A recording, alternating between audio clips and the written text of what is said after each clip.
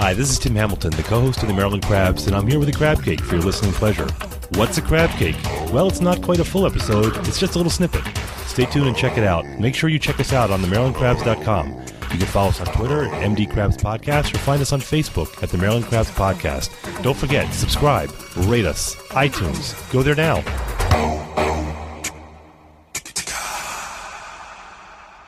Mr. Dyszel, you there? I am still here. Great. Well, thank you for calling in. I really appreciate that. I'm a little starstruck, to be honest with you.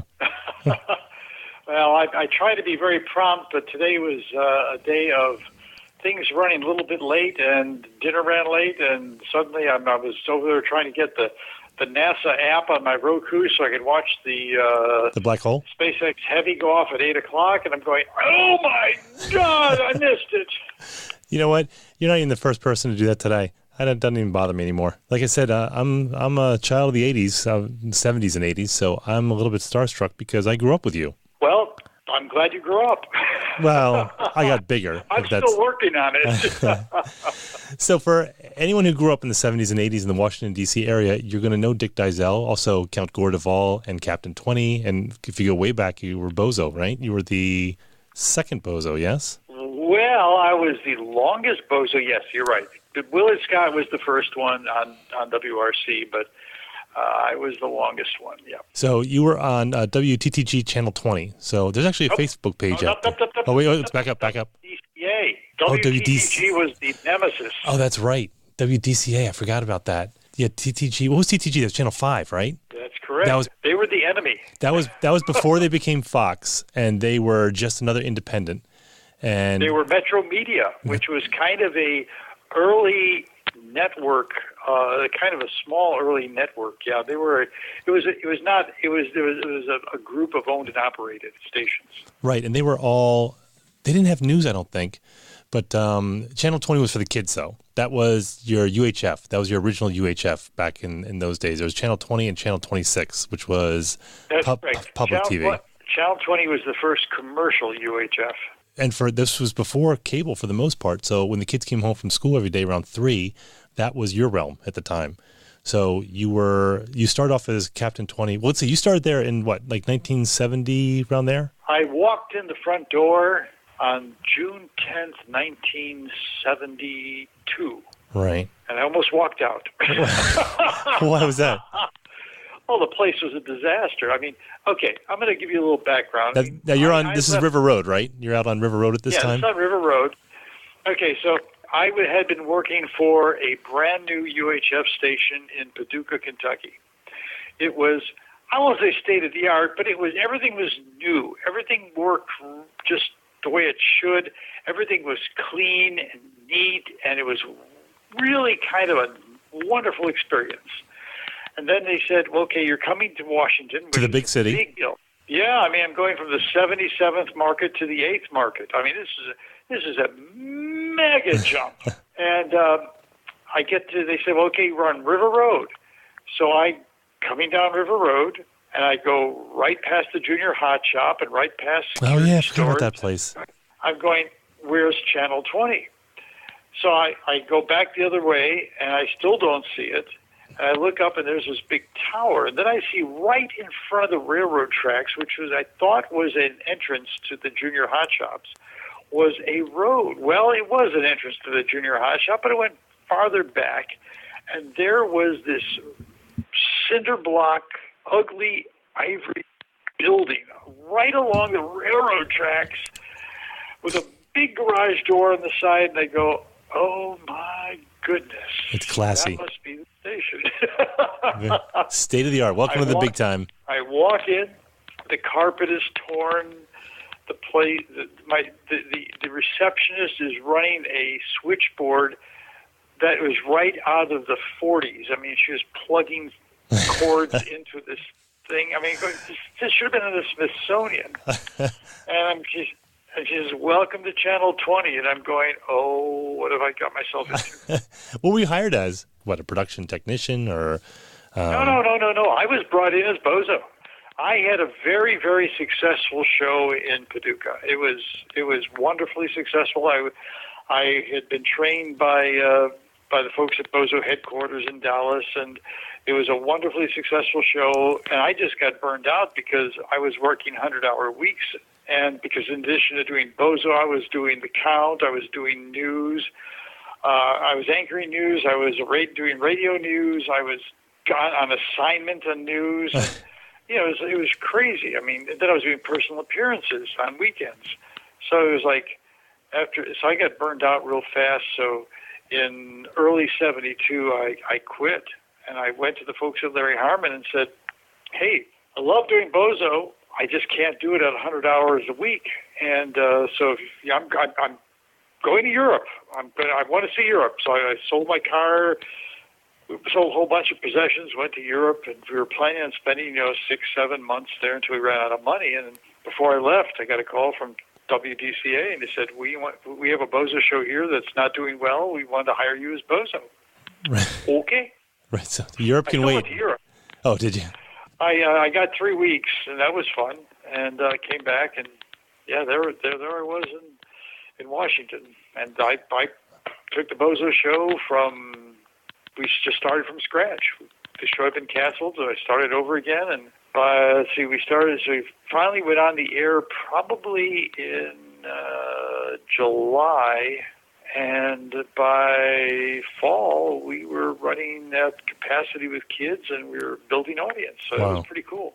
I think people, if you're under the age of 40, I don't think you remember what local TV was. I mean, because right now it's all this sleek package that comes with Nickelodeon and cartoons whenever you want them, and they forget they'd never experienced the local TV production where this stuff was being produced in your town. That's true. As a matter of fact, I to this day when I commiserate with people who I worked with, who are wonderful people, but it was a wonderful situation because Channel 20 had a lot of young people working there. I was just a couple of years out of college, and we had energy and enthusiasm, and management just really couldn't keep it down because we just wanted to be creative. So it was a wonderful experience. But Channel 20 really not until the late 70s, early 80s did we really get into being a really first-rate production house. Mm. So for most of the 70s, we had a big studio, and it was used for commercial production most of the time, but it wasn't state-of-the-art. When Taft took over in the 80s, in 1980, they dumped a bunch of money, millions of dollars, into rebuilding the thing and putting new equipment in. It was an awesome place. Well, but that was part of the charm, was that kind of the homespun production values of that. I mean, I remember, I looked it up today because I'd forgotten all about this, was the stunts flying PSA that you did. And oh, yeah. I haven't seen that for 40 years, I'll bet you. I knew every syllable of that. And it was basically you demonstrating, it was like a PSA about, not trying the special effects or the stunts that you see on TV. And it was you flying on a blue screen. Hi, kids, I'm Captain 20, flying without an airplane, right? Wrong. No one can fly without an airplane. Yet you see people and cartoon characters doing this and other crazy stunts all the time on TV. Well, this is called fantasy or make-believe. Those super stunts aren't real and can't be done without the help of TV special effects, like the one I was using. So before you try to do some super stunt you've seen on TV, ask your parents if they can do it. If they can't, nobody can, including you. Please play it safe. Leave the TV stunts to the TV people. You look at it now and you're like, oh, it's hokey, but it was fun. I remembered all those things. I think I came on when you were Captain 20, which was pretty much Spock at the time. I think it was an homage, and then that I just remember that kind of evolved, where the ears got smaller, and the uniform got a little less hokey, and then all of a sudden it was Captain 20, and then you had those after school shows. Yeah, I would say I was very much attuned to what was going on in kids television at the time, and I was well aware that there were parent organizations all across the country, and particularly in Washington, who were concerned about the quality of children's television. And while I was in charge, I basically produced Bozo, and we kept introducing more and more informational and almost educational elements into it. It still was a kids' game show, and which made it so successful. It was exciting. Kids could come on, and that was the one thing that I think people overlook about local television. That was the ability for someone locally to actually get on television. They didn't have to go to New York. They didn't have to go to L.A. They could just go down to their local station on a local show and be on television. And I still think, to this day, I still think it is a missed opportunity. When we did Bozo was on at 2:30. The kids were still in school when Bozo was on. Yet our ratings at 2:30 were higher than the cartoon shows that immediately followed it. And the only explanation for that is that the kids that were on the show, we recorded the show on Saturday, and the kids that were on the show, not only maybe they stayed home from school, but parents, aunts, uncles, cousins, grandparents, everyone was tuning in to see their relative on the show. You would know people were on the show for that reason. We'd book home just to see it. We would sprint home after school to watch everything that was on. That was, and then after that was like the I guess anime. They had like Speed Racer and Ultraman and Gilligan's Island and Cross Superstars and all the stuff you can't see. And even today, you look at the Today Show and they put the camera outside to show people standing out there in the rain and snow and whatever, because people want to see themselves on television. I still think it's a missed opportunity that they don't do at least a local program that has. I know. Look, it's a pain to get to schedule people, move them on, blah blah blah blah. But it's something that people remember, and they are loyal to the station that does it for them. Yeah, well, it's that local flavor that you have. I remember that you guys got into something in the early 80s, maybe. It was the 3D movies had come back, and there was some 3D, like it was the old horror movies like The Creature from the Black Lagoon and a couple other of the 3D movies, and you would get the glasses from like local 7-Elevens or something like that. Yep. And Creature was the first one. Yep. And I remember it vividly. And there was one with a gorilla, I remember, but everyone was a part of it. You knew everyone at school was going to be doing that, all the kids from the neighborhood, but everyone was involved in that. They don't have that anymore. And radio is the same way. They don't have, they have a few shows, but all the local flavor is really going out of a lot of this, and people forget how fun it was. I remember you had the Channel 20 Club, which you got the card. You had a self-addressed stamped envelope, and you got a card. And I think you had like 250,000 people part of that. And there's a great Facebook page out there called Captain 20 was my after-school friend. And there's like hundreds of people, thousands of people who are part of that. And they all do what I'm doing right now, which is just kind of babble on about when they grew up and they raced home and turned on Channel 20. Well, it does make me feel good because, frankly, when we were doing it and when you're doing it without a studio, particularly Captain 20, didn't have a studio audience until actually mid-'80s. It was you and 3 cameras. And you didn't even see the camera people. You just saw the 3 lenses.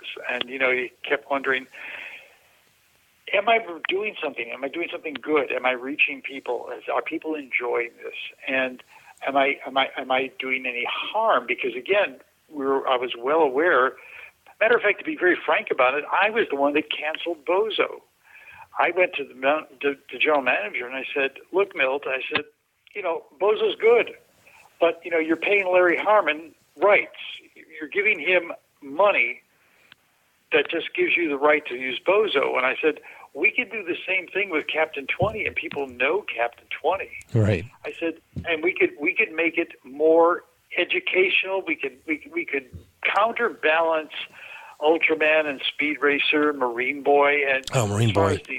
As far as these parents groups go, we can kind of balance this out. And he looked at me and he says, that's a good idea. We'll cancel Bozo. I said, of course, you're going to give me that dollar figure as a budget. He goes, oh, no, you do good without a budget. You don't need a budget. Well, you got into a lot of those educational shows like WOW and Kids Break. Chef Combo comes to mind. A lot of puppets. But, there was you dove into Chef Combination, the greatest chef in the entire nation. Oh, my God, that's awesome. I just got goosebumps, I swear to God. There's a guy on YouTube right now who bought that puppet, and he's got like a Chef Combo YouTube channel with Chef Combo, and it's not fun. I love that. Well, Chef Combo is owned by the Dairy Council. They own Chef Combo. Oh, is it really? And, and I was the voice. I was the first person to put a voice to Chef. Basically, Chef Combo was a puppet that came with a kit that went into the classrooms. by the National Dairy Council to encourage kids to eat dairy products. Okay, so it was a commercial venture. But when we took over, we said, well, what if we use it as a television character? We had a voice to it, and they actually hired me. We did a bunch of PSAs, so I was the official voice of Chef Combo for a while. So I'll have to go back and look at that. What's on? But there are a lot of Chef Combo puppets. I still have mine. That's funny. Well, I just it's funny when I was looking all the stuff up from because it's been 30 years because I think that in '87 is when everything kind of shut down. But I was just remembering all the various shows and everything. And I forgot. I just went to a YouTube kind of wormhole where I was looking at snippets and some guy who spoke in Italian, just the puppet. There was like those little puppet commercials in between everything. But it was just a mix of everything that you kind of forget about, and just it's like a nostalgia bomb that goes off. It really is. Now, tell me about the Count Gore Duvall too. Well, Count Gore Duvall was the interesting. Count Gore Duvall was something I had done a character called M.T. Graves in Paducah, and it was fun. And it gave me an opportunity because I did Bozo live there, so 5 days a week I was doing a live hour show. And then it gave me a chance on Saturday nights, as I would say, to talk dirty to adults. Okay, well, we didn't talk dirty, but I was aiming at an adult audience, which is what I wanted to do, just to kind of balance it out. So we got Bozo up and running in '72, and then in the fall of '72, they came back and said, "Oh, by the way, in addition to Bozo, you're going to do Captain 20."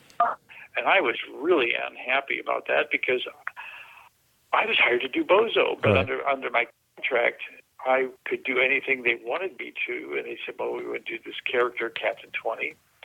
And I found out there had been 2 previous Captain 20s, and I wanted to be as far away from them as I could, so I turned him into an alien. I was a big Star Trek fan, so we, did the years and the Spock thingy.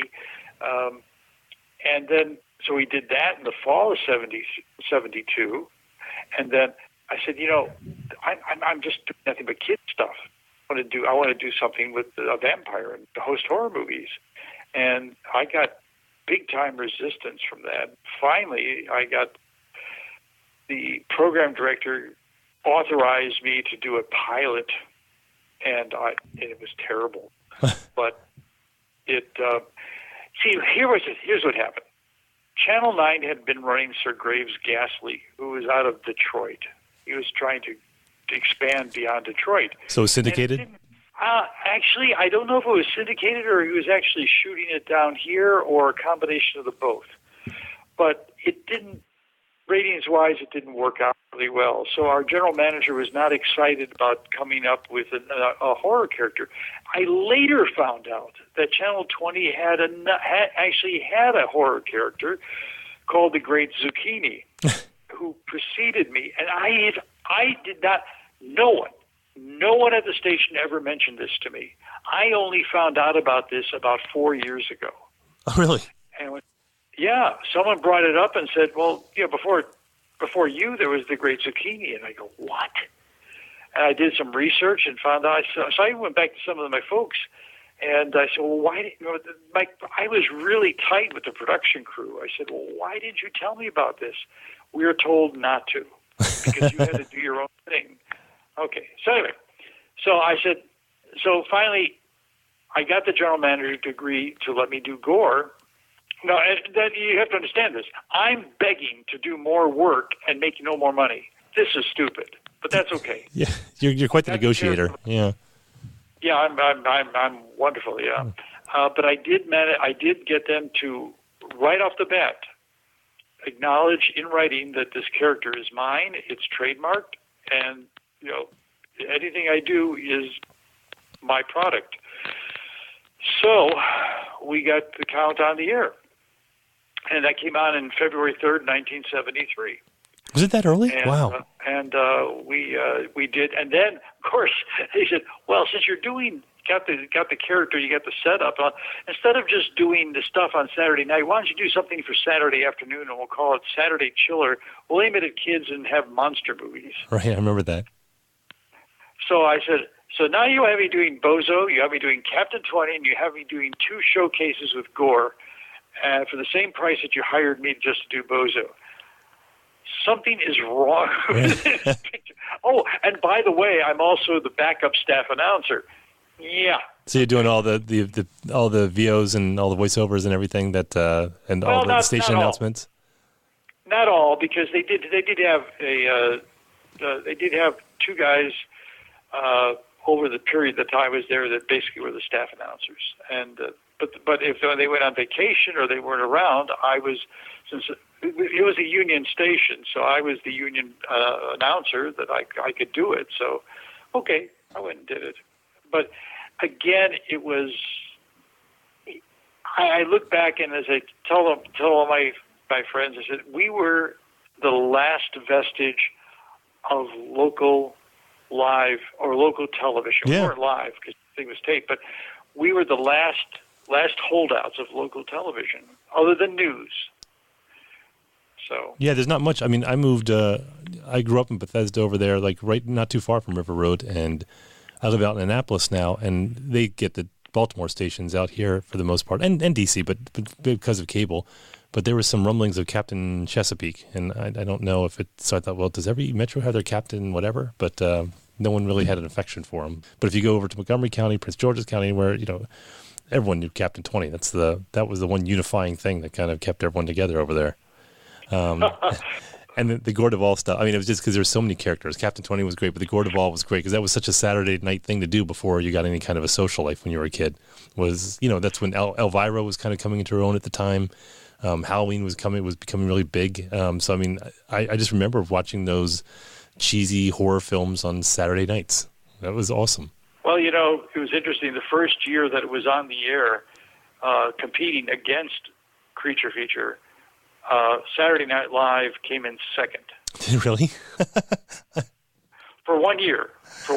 Then the second year, when people just really discovered Saturday Night Live and they started getting the publicity that they got, we kind of took a big dip.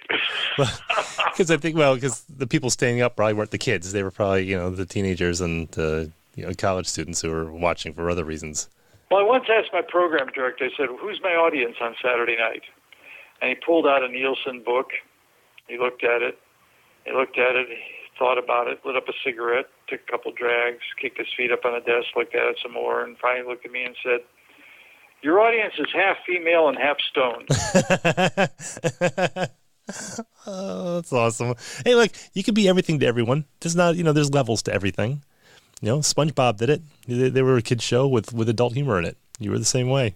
So you own the character. So you're still active. You have a website out there that that you have and you have a channel on Roku as well. Count Gore Duvall Presents. I didn't know that you could have a Roku channel, so I actually went and checked that out. But so it's Count Gore Duvall Presents, and you have to activate it on Roku, and so it's the same concept, pretty much of the Count Gore Duvall that we grew up with, but it's kind of updated.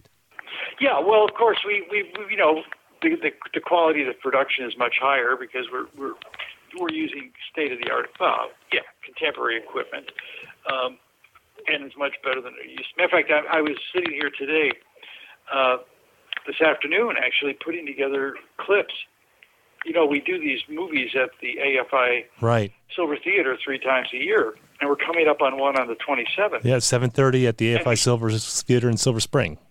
So the 27th and 7:30, we're showing Son of Frankenstein. So I'm going, we have a format.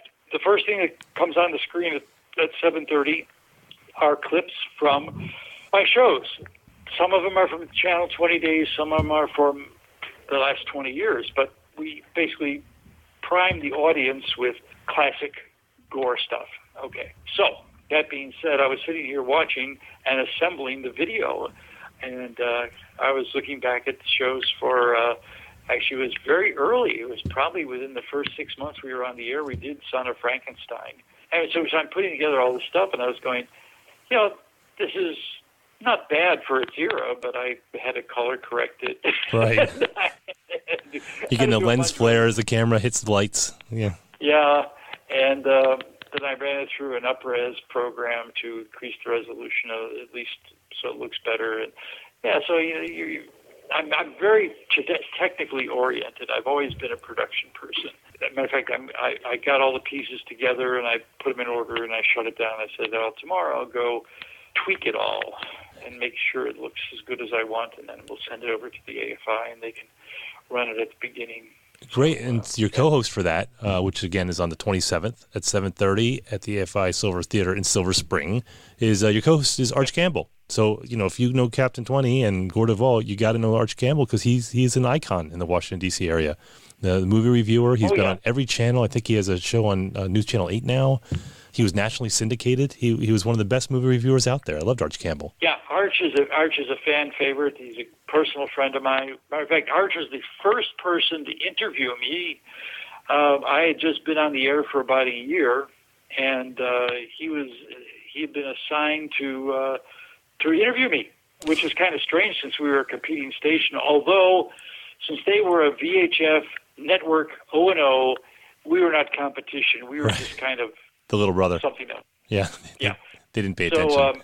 So he came over and he interviewed me, and we got along really well. And I locked him in the coffin, but at the end of the thing, forgot about him. Came back later. We stayed in touch over the years, and we enjoy each other's company. He's been on my show a couple times.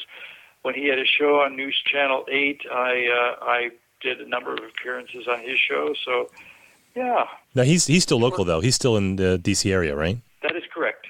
But you're not here anymore. In spirit, I am, but since I've gone to the internet, I've been in a variety of locations. But this is your home. Everyone loves Captain 20 here. Oh yeah, frankly, I've always felt that Washington is really my home. Well, people always think about Washington D.C. as the political capital of the world, and those of us who grew up in the D.C. metro area, we're just a town like anywhere else. All that stuff was kind of irrelevant, but we had local schools and high schools and kids, and we had our own flavor that most people who think about D.C. don't think about. So for the show on Saturday, April 27th, The Son of Frankenstein, how do people get tickets? Just go to the AFI site, afi.com/silver. You can go to the calendar, and there it is on the 27th. Click on it. They can buy tickets. That's great. And so, and you have a Roku channel, of course, which is Count Gore Duvall Presents. So if you have a Roku, go ahead and check that out with some of the stuff from... The simplest way to get to it is just go to search and put in Count Gore. And by the time you get the O in Gore, it'll come up on the thing, and just click OK. And every month, at the beginning of every month, we have 4 feature films, so basically 1 per week, 4 interviews with various celebrities and people of note, and then 2 short films, horror films, that I've always been a big fan of new and upcoming filmmakers. Even when we were on Channel 20, someone would come to me with a 16-millimeter film or a videotape, and if it was decent and we could show it within the parameters of at the time that the FCC would allow, we would show it at the end of the movies. And so this month we got Lady Frankenstein with Joseph Cotton and a whole bunch of Spanish actors. The Great British Day of the Triffids, Barbara Steele in Nightmare Castle, and an interesting one with Jack Palance. It's called Man in the Attic, and it's kind of a spooky takeoff on Jack the Ripper. And then for celebrities, we got Monica Rial, who's probably the biggest voice in anime acting. She does Bulma on Dragon Ball Z and literally dozens and dozens of other voices in anime and games. You have filmmaker Christopher Mim, who makes low-budget B-movies, but in the spirit of B-movies from the 50s. Bill Diamond, who's a puppeteer. He worked with Jim Henson and has done a lot of monster puppets. And also horror host Stella Desire, who, if I'm not mistaken, is from either Philadelphia or Pittsburgh. It's from Pennsylvania. And then we have 2 short films, one of which is called Schizophrenic, which is really, really interesting film. So we have all that up, and then it changes on May 1st. It'll change again. So you get an opportunity to watch selected ones every month. Well, I'm going to do that, and I'm going to gather up all my siblings. I think we're going to come out to see you in Silver Spring on the 27th. So, well, do stop by and introduce yourself and say hello. you know, I won't be there, but the Count will be there, and he'll be happy to see you. You know, it's.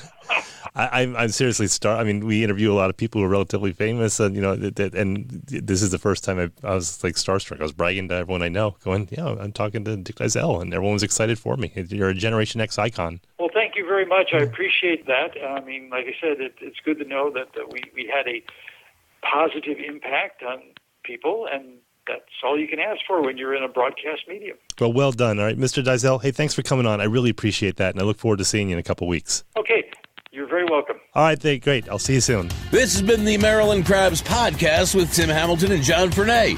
Sure to follow them at all the regular places, Facebook, Twitter, YouTube, and online at themarylandcrabs.com. Take a moment to rate us on iTunes. Now, get the hell out of my kitchen. Seriously, go!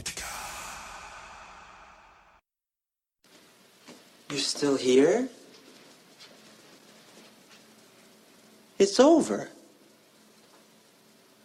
Go home.